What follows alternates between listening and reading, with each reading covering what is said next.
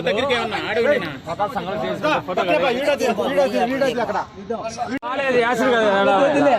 మళ్ళీ ఇంటికి గడిపి స్నానం చేసుకొచ్చుకుందాం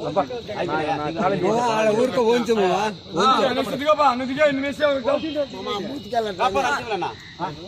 చూసాను సార్ చెవులు పెట్టాను